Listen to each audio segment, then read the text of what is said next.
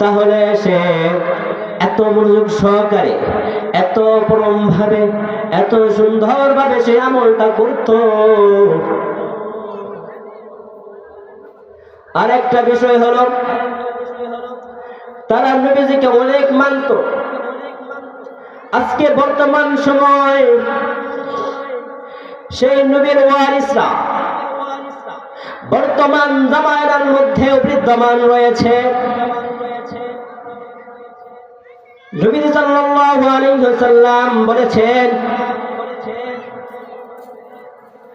ইন্নাল উলামা ওয়ারাসাতুল আম্বিয়া,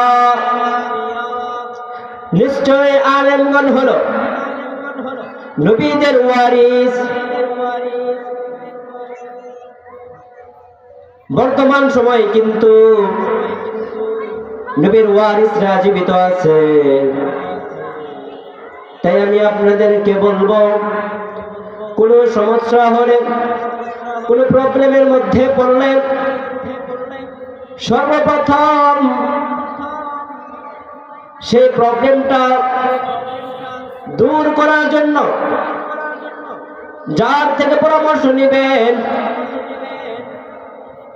সে হলো বর্তমান সময়ের নবীর ওয়ারিস আলেমরা।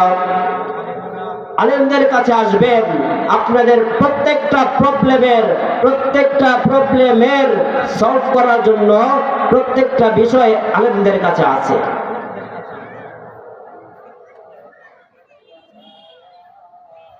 তাই আমি আপনাদেরকে বলবো, আলেমদেরকে মুহাব্বত আর ভালোবাসবেন। আলেমদেরকে ভালোবাসা মানে নবীজি সাল্লাল্লাহু আলাইহি ওয়াসাল্লামকে ভালোবাসা।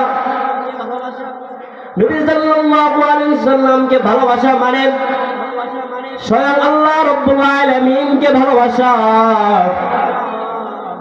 যে ব্যক্তি আলেমদেরকে ভালোবাসলো সে যে নবীজিকে ভালোবাসলো, আর যে নবীজিকে ভালোবাসলো সে যেন স্বয়ং আল্লাহ রাব্বুল আলামিনকে ভালোবাসলো। হে আমার গ্রামবাসী, খুবই কষ্ট লাগে, খুবই দুঃখ লাগে